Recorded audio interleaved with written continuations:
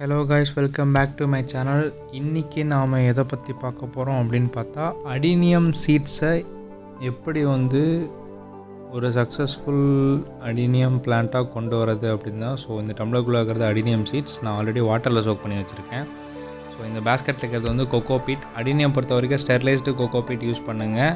அப்படி சப்போஸ் உங்கள்கிட்ட sterilised cocopeat இல்லை அப்படின்னா சாஃப் உங்கள் நார்மல் கோகோபீட் கூட மிக்ஸ் பண்ணிக்கோங்க.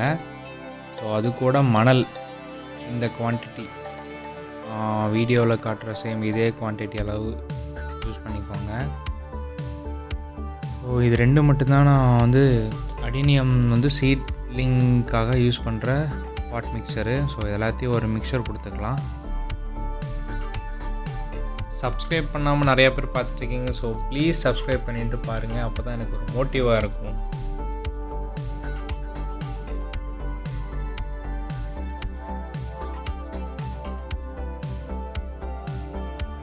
ஸோ மிக்ஸ் பண்ணி எடுத்தாச்சு.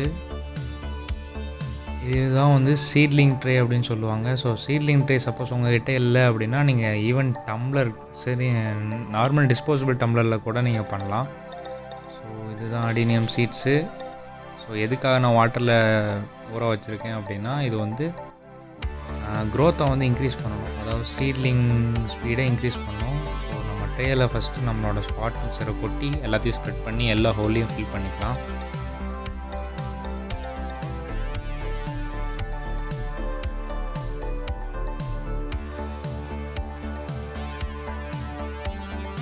இதே மாதிரி பாட் மிக்சர் எடுத்துகிட்டு ஃபுல்லாக இருக்க எல்லா கேவிட்டிலையும் நம்ம ஃபில் பண்ணிக்கலாம். ஸோ இந்த செக்மெண்ட்டு கொஞ்சம் ஸ்லோவாக இருக்குன்னு கேட்டி நான் பாஸ் பண்ணிடுறேன்.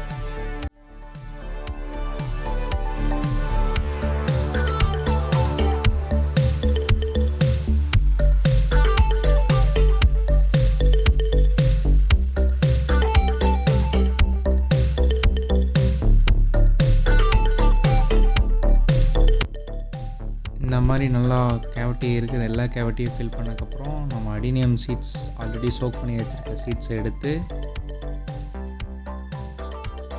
நம்ம ட்ரேயில் இருக்க பாட் மிக்சரில் அதை வச்சிடலாம்.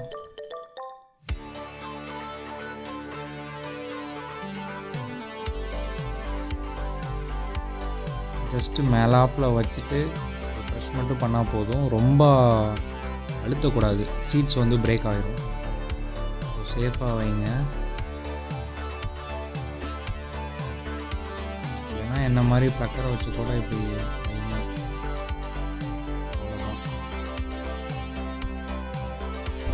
ஸோ இதுதான் இருக்கிற எல்லா சீட்ஸும் வச்சக்கப்புறம் இருக்க வீடியோ கிளிப்பு.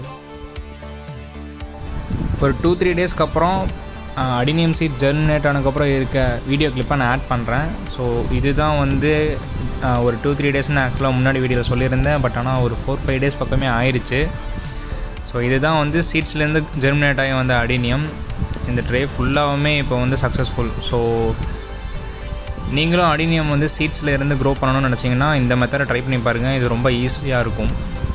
ஸோ சப்ஸ்கிரைப் பண்ணாமல் பார்த்துட்ருக்கவங்க தயவு செஞ்சு சப்ஸ்கிரைப் பண்ணிவிட்டு பாருங்கள். Until then, it's bye from Jyotish.